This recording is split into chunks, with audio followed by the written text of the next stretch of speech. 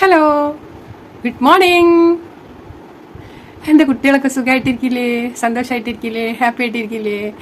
നമ്മളും അതെ. നമ്മൾ ഇന്ന് രാവിലെ ചപ്പാത്തിയും ബാജിക്കറിയൊക്കെ ഉണ്ടാക്കി ചോറ് വെച്ച് വാർത്ത് വെച്ച് അങ്ങനെ എല്ലാവരും ചായ കഴിഞ്ഞപ്പോൾ ഞാൻ എന്താ അറിയില്ല, ഞാൻ ഫോൺ നോക്കി അങ്ങോട്ട് കിടന്ന് നന്നായി ഉറങ്ങിപ്പോയി. ഒന്നും പറയണ്ട, കുറച്ചങ്ങോട്ട് ഉറങ്ങിപ്പോയി. പിന്നെ മോന് നേരം വൈകിപ്പോയി. അതിന് 10:30 അവൻ കുളിച്ചൊക്കെ താഴോട്ട് വന്ന് അമ്മേനെ വിളിച്ചപ്പോഴാണ് ഞാൻ ഉണർന്നത്.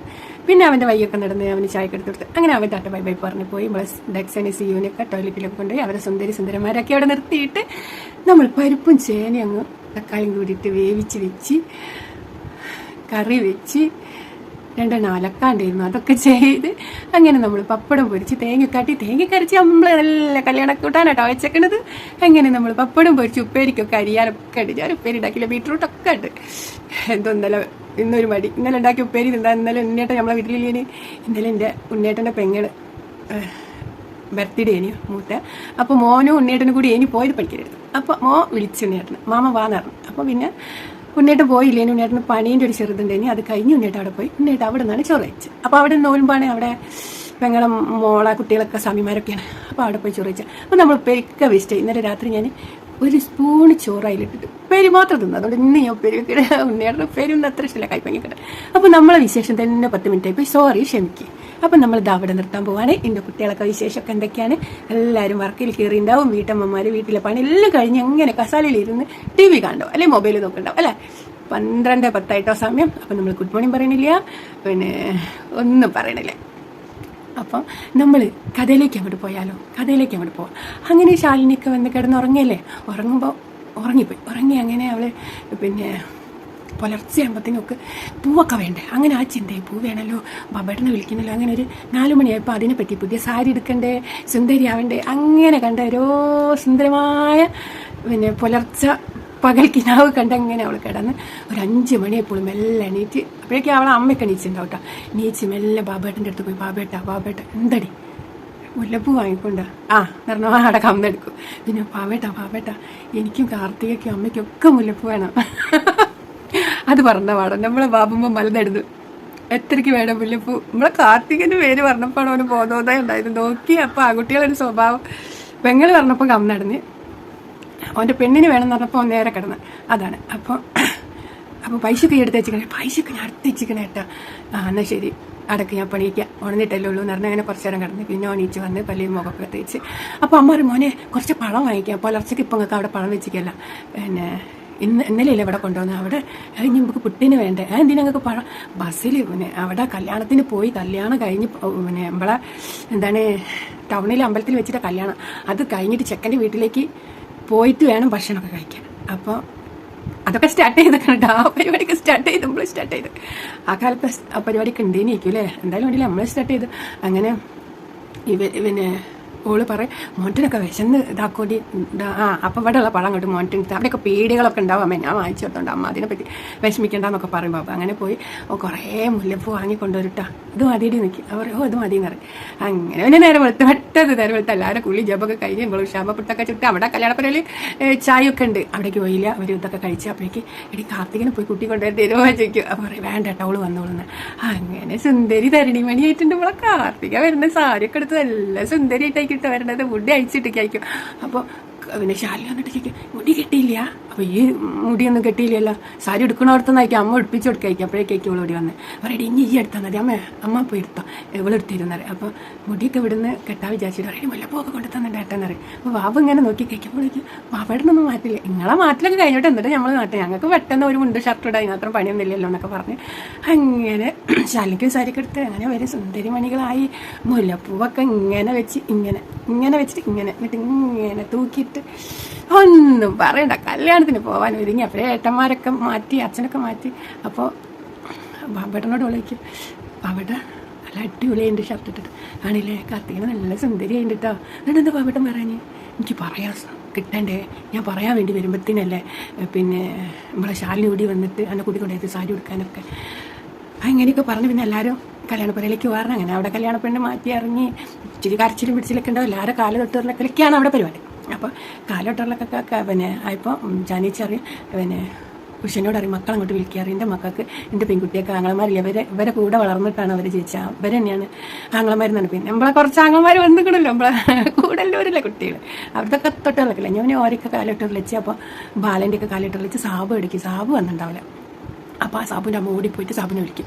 വാനെ കാലിട്ട് അങ്ങ് പോവാമേ, ഏട്ടൻ്റെ തൊട്ടൂറിൽ ചേട്ടാ ഞാൻ വരുന്നില്ല ചെക്കാൻ അമ്മനെ പറഞ്ഞേക്കാം. അമ്മയ്ക്ക് പേടിയ സാബുനെ, അമ്മ ഇങ്ങോട്ട് തന്നെ പോരും.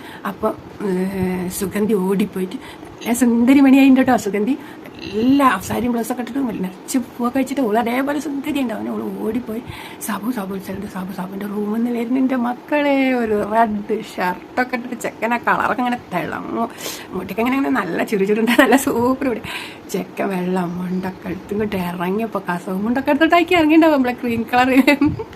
അങ്ങനെ എന്തടിക്കും അവർ ബാന്നറിയും. എന്തിന് കാല് ചേച്ചിൻ്റെ കാല് തൊട്ടില്ല കണ്ണാലെ പറയും. ഇല്ലേ ഉന്നേട്ടം വന്നല്ലോ. അങ്ങനെ നമ്മളെ സാബുവിൻ്റെ അടുത്തേക്ക് നമ്മളെ സുഗന്ധി ഓടി ചെന്നിട്ട് സാബുട്ടോ സാബു വാന്നറിയും. ഓളും ഇവനും ഒരേ പ്രായമായിരിക്കും സുഗന്ധി. അപ്പം എൻ്റെ ചേച്ചീൻ്റെ കാല് തൊട്ടുകൊടുക്കണം വാ എന്നറിയാം. അപ്പോൾ അവൻ പറയും ഒന്ന് വേണ്ട, ഏട്ടൻ തൊട്ടേ വിളിച്ചിട്ട് മതി, ഇത് പൊയ്ക്കോ സുഗന്ധി പൊയ്ക്കോ.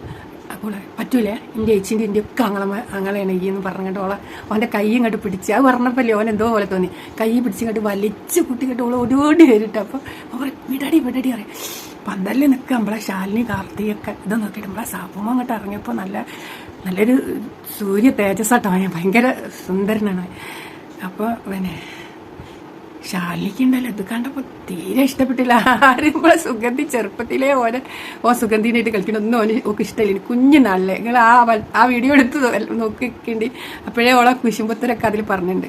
അങ്ങനെ ശാലിനിക്ക് തീരെ പറ്റില്ല കേട്ടോ. ശാലിനിയുടെ മുഖമൊക്കെ അങ്ങോട്ട് ചുവന്ന്, അല്ലെങ്കിൽ വെളുത്ത പെണ്ണല്ല, ഇഷ്ടപ്പെടാത്ത കണ്ടപ്പോൾ ആ നല്ലൊരു ഇതായിപ്പോയി. മുഖം അങ്ങോട്ട് കാർമേഘം വന്നെന്ന് പറഞ്ഞ മാതിരി ആ മേഘം വന്നത് ചുവപ്പ് കളറിലായിപ്പോയി. അപ്പോൾ ഓനെ അങ്ങോട്ട് കൂടിക്കൊണ്ട് ഞാൻ ചെരുപ്പ് അവിടെ ഉരിച്ച് പിന്നെ അവിടെ പോയി ദക്ഷിണ എടുത്തിട്ട്, അപ്പോൾ സുഗന്ധിയാണ് പിന്നെ കൂട്ടിക്കൊണ്ടുവരുന്നത്. സുഗന്ധി മാറിപ്പോവും. അപ്പോൾ സുഗന്ധി പറയും പിന്നെ ഇതിൻ്റെ കാല് തൊട്ടറില്ല ചവതി എന്നറിയും. ബാക്കി എല്ലാവരും കാലോളം തൊട്ടറിലേക്കും. അപ്പോൾ ദൈവം വേഗം ഓളെ ഇളയതാണ്. അപ്പോൾ ദൈവം വേഗം പിന്നെ അങ്ങനെ ചെയ്ത് പിന്നെ അങ്ങനെ സാബുനെ പിന്നെ സുഗന്ധീൻ്റെ അടുത്തേക്ക് കൂട്ടിക്കൊണ്ടുവന്ന് പിന്നെ സുഗന്യായിക്കിട്ടോ പിന്നെ കൂട്ടിക്കൊണ്ടുവന്ന് അങ്ങനെ കൂട്ടിക്കൊണ്ടുവന്ന്. അപ്പോൾ വെറ്റില കൊടുക്കും. അപ്പോൾ കാലങ്ങനെ തൊട്ടൂരിലൊക്കെ അത് ചെയ്യില്ല കേട്ടോ. കാരണം വെച്ചാൽ പിന്നെ ഓളെ ഇളയതാണ്. അങ്ങനെ അതൊക്കെ കഴിഞ്ഞ് അങ്ങോട്ട് പുറത്തേക്ക് വന്നാലുണ്ടാവും ശാലിനി കാർത്തിക ഇങ്ങനെ ഇരിക്കണം. കാർത്തിക റെഡി, സാബുക്കടി എന്ത് സുന്ദരനായിട്ട് ഇരിക്കുന്നില്ലേ എന്നറിയും. അപ്പോൾ ഒരു തന്നെ എന്നറിയും. എന്തടി അണക്കൊരിതെന്ന്. അങ്ങനെ സാബു അവിടെ വന്നിട്ട് കാർത്തികനെ നോക്കി ചിരിക്കും, കാർത്തിക ചിരിക്കും. ശാലിനെ നോക്കുമ്പോൾ ശാലിനി അവനെ നോക്കണേ ഇല്ല കേട്ടോ. അപ്പോൾ എന്ത് ചെയ്യും, എടുത്തേക്ക് ചെല്ലും. ചെന്ന ഉടനെ കാർത്തിക അറിയും സാബു സുന്ദരനായിണ്ടല്ലോ. ആണോ? അപ്പോൾ ഇവരെന്താ ഇതെന്തേ ഇങ്ങനെ നിൽക്കണത് നോക്കി. അപ്പോൾ ഓനൊന്ന് നോക്കിയിട്ടൊന്നും ഉണ്ടല്ല. അപ്പോൾ ഓൻ ചോദിക്കും ഇതെന്തേ കാർമേഘം വന്ന മാതിരി മുഖമൊന്നൊരു ഇതില്ലാത്ത, ഉന്മേഷമില്ലാത്ത, ഒരു ചിരിയൊന്നും ഇല്ലാത്തതെന്ന് നിൽക്കുക. അപ്പോൾ സാബു ചിരിച്ചും കൊണ്ടായിരിക്കും നിൽക്കുക. അപ്പോൾ ഓളൊന്നും ചോദിക്കില്ല. അപ്പോൾ എന്ത് പറ്റിയടി, എടുത്തേക്ക് എന്നിട്ട് ചോദിക്കും എന്ത് പറ്റിയടി. അപ്പോൾ അറിയാം എന്തിനോ ഓളെൻ്റെ കൈ പിടിച്ച് വലിച്ച് കൂട്ടിക്കൊണ്ടുവന്ന് ഇത്രയും ആളെ മുന്നേ. അപ്പം ചോദിക്കും എടി അത് ഓളെ ഏച്ചിൻ്റെ പിന്നെ ചേച്ചിക്ക് ഒരനുഗ്രഹം, ഒരാങ്ങളിനെ പോലെ എന്നെ കുട്ടി വന്നാടി, അനുഗ്രഹം വാങ്ങിക്കണം എന്ന് പറഞ്ഞിട്ട് കൂട്ടിക്കൊണ്ടുവന്നാടി. ശരി ഓള എൻ്റെ കൈ പിടിച്ച് എനിക്ക് അത്ര ഇഷ്ടപ്പെട്ടില്ല അറിയാം. അപ്പോൾ സബുവിന് ചിരി വരും, സബുവിന് നല്ല ചിരി വരും. സബുവിന് അത് ഇഷ്ടപ്പെടും ചെയ്യും കേട്ടോ. കാരണം വെച്ചാൽ ഒരു പെണ്ണോ എൻ്റെ കൈ പിടിച്ചത് ഓക്ക് ഇഷ്ടപ്പെട്ടില്ല, അത്രേ ഉള്ളൂ. അപ്പോൾ കാർത്തിക റെഡി മതിടി, ഇതൊക്കെ ചെറിയ കാര്യങ്ങൾ, അതിനാണിപ്പോൾ ശരിയെന്നറിയും. അങ്ങനെ പിന്നെ പെണ്ണൊക്കെ ഇറങ്ങി, എല്ലാവരും ഇറങ്ങി ആ ഇടവഴിക്ക് പോയി റോഡ് എത്തണം. അപ്പം പിള്ളേരോട് പറയണ്ടാവും എടാ സീറ്റ് പിടിച്ചോളി ബസ് പോയിട്ടുണ്ട്. നമ്മളെ പിള്ളേരൊക്കെ ഓടിയുണ്ടാവും, ചെറിയ പിള്ളേരൊക്കെ. അങ്ങനെ ബസ് അവിടെ വന്നിട്ടുണ്ട്. അങ്ങനെ പോയി ബസ് കയറിയുമ്പോൾ വീഡിയോ ചാഞ്ചാടുണ്ടോ. അങ്ങനെ ബസ് കയറി അപ്പോൾ നമ്മളെ മോൻറ്റിനൊക്കെ ബാക്ക് സീറ്റിൽ പോയി ഇരുന്നിട്ട് പറയും വന്നോളി ഏട്ടന്മാരൊക്കെ വന്നോളി ഇവിടെ ഇരുന്നോളി പറഞ്ഞിട്ട്. അങ്ങനെ ബാബുവും വേണുവും ബാലേട്ടനും ഒക്കെ അവിടെ ഇരിക്കുക. അപ്പോൾ അതിൻ്റെ ഉള്ളിൽ കൂടെ പോയി കണ്ട് ശാലിനി പോയിരിക്കും, ശാലിനി ആ തുമ്പത്ത് പോയിരിക്കും. അങ്ങനെ എനിക്ക് ജനാലിൻ്റെ അടുത്ത് വേണം എന്നറിയും. അപ്പോൾ മോൻ്റെ പറയില്ലേ പറ്റൂലേ, ഞാനാണ് ജനാലിൻ്റെ അടുത്ത് എന്ന് പറഞ്ഞാണ്ട് നീക്കിയിരുത്തി ഓൻ ജനാലിൻ്റെ അടുത്തിരിക്കും.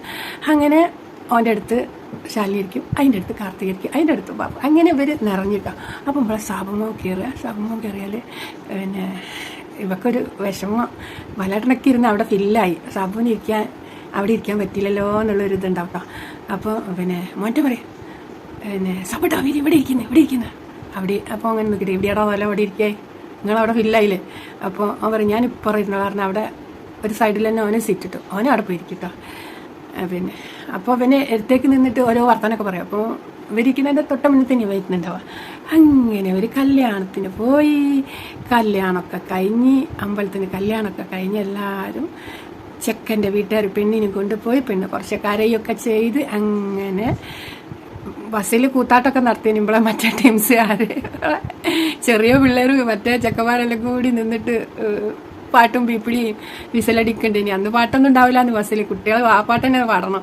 അങ്ങനെ കല്യാണമൊക്കെ കഴിഞ്ഞ് കഴിഞ്ഞാൽ ചെക്കൻ്റെ വീട്ടുകാർ അവിടെ പെണ്ണിനെ കൊണ്ട് കയറി അവരെ ഭക്ഷണം കഴിഞ്ഞിട്ട് വേണേൽ ഈ അമ്മ കഴിച്ചക്കാർക്ക് പോകാൻ. അപ്പം ഇവരവിടെ ബസ് കൊണ്ടുപോയി നിർത്തി ഒരു സൈഡിൽ കടകളും ഒക്കെ ഉള്ളൊരു സ്ഥലമായിരിക്കും.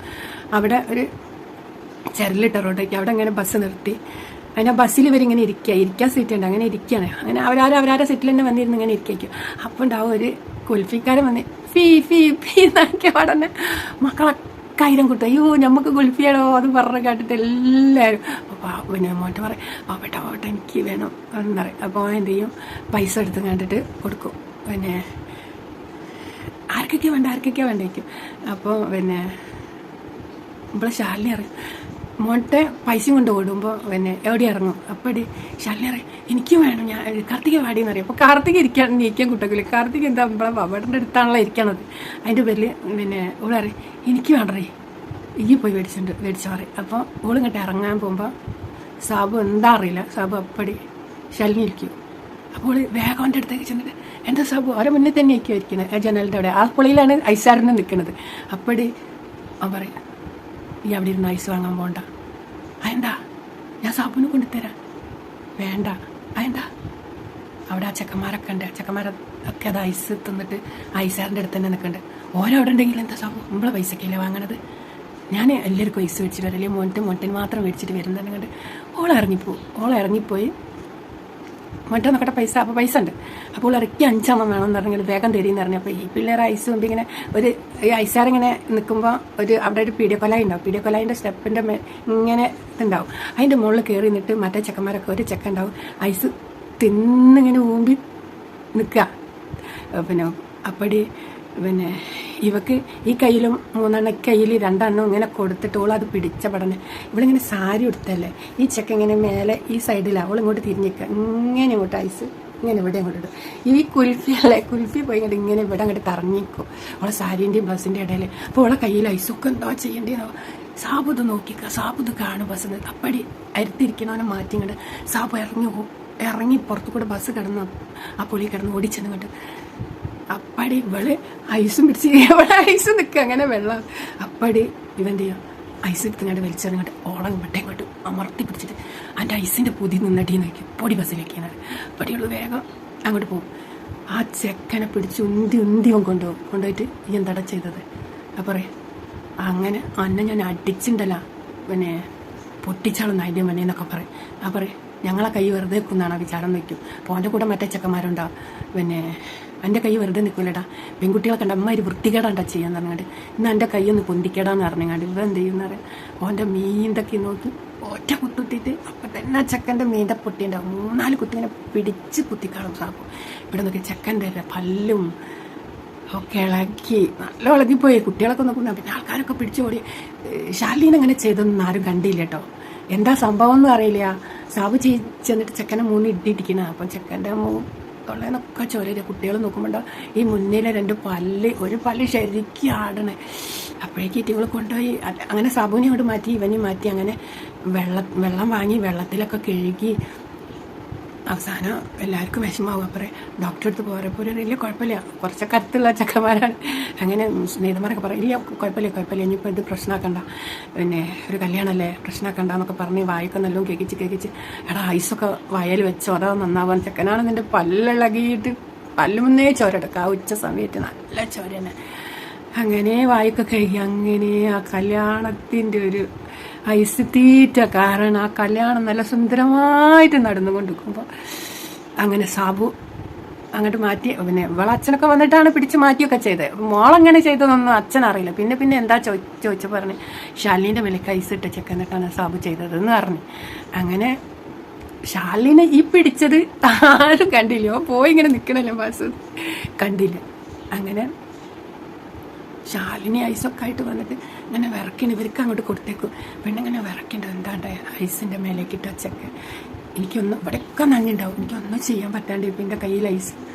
അങ്ങനെ ഇവരൊക്കെ ഒന്ന് ഐസ് കഴിക്കണം എന്നുള്ള അവസ്ഥയല്ല കേട്ടോ ഉണ്ടായിണ്ടാവും. എല്ലാവരും ഐസും കൈമ പിടിച്ചിങ്ങനെ നിൽക്കുക അല്ലാണ്ട്.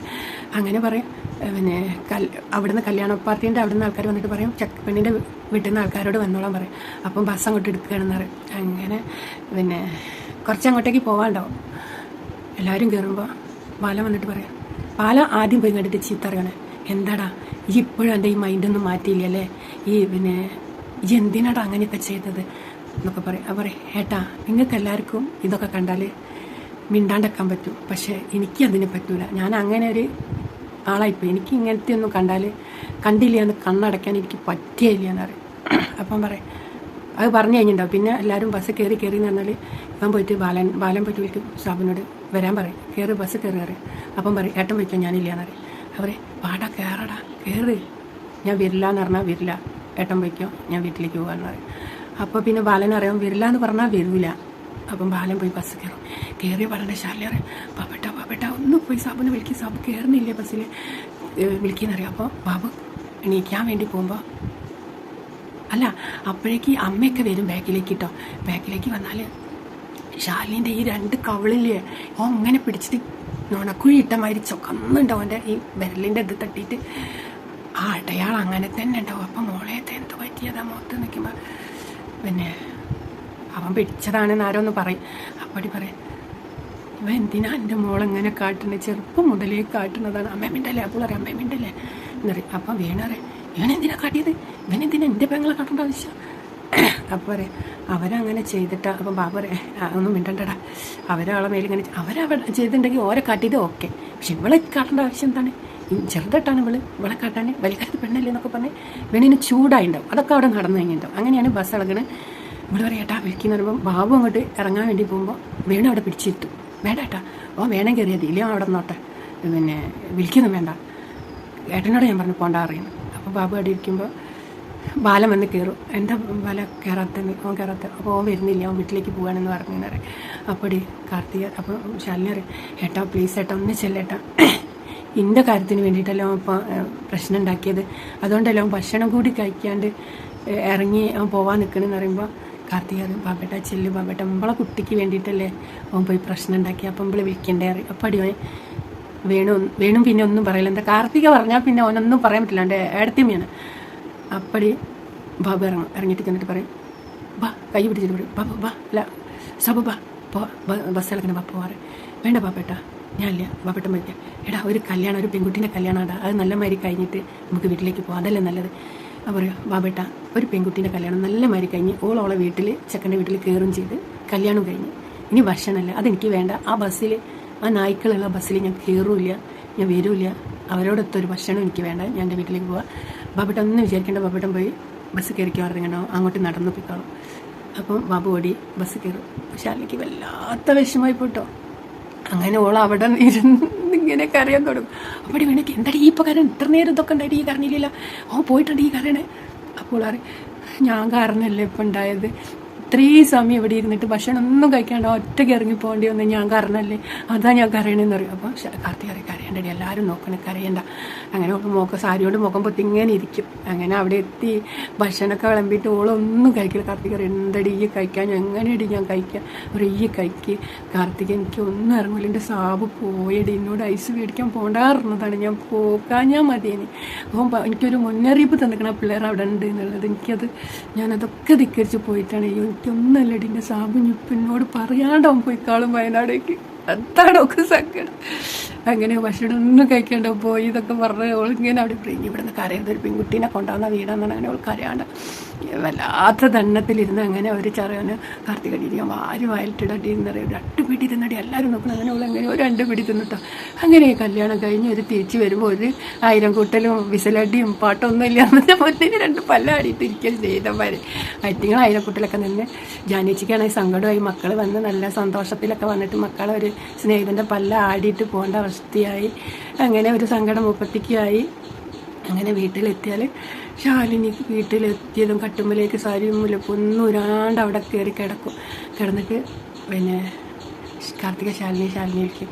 അപ്പോൾ പിന്നെ ഉഷാറി മോളെ അങ്ങോട്ട് വാ കാർത്തിക അറിയപ്പോഴേ മോളെ ഒളിഞ്ഞ് കുറച്ച് സങ്കടമുണ്ട് ഓക്ക്, അത് മാറുന്ന വരെ ഓള് ഇങ്ങനത്തെ സ്വഭാവം കാട്ടും. മോളൊന്നും വിചാരിക്കില്ല. അമ്മ ഞാൻ പോട്ടെ, മോള് പോവാന്ന് മുളിപ്പിക്കുമെന്ന് പറയും.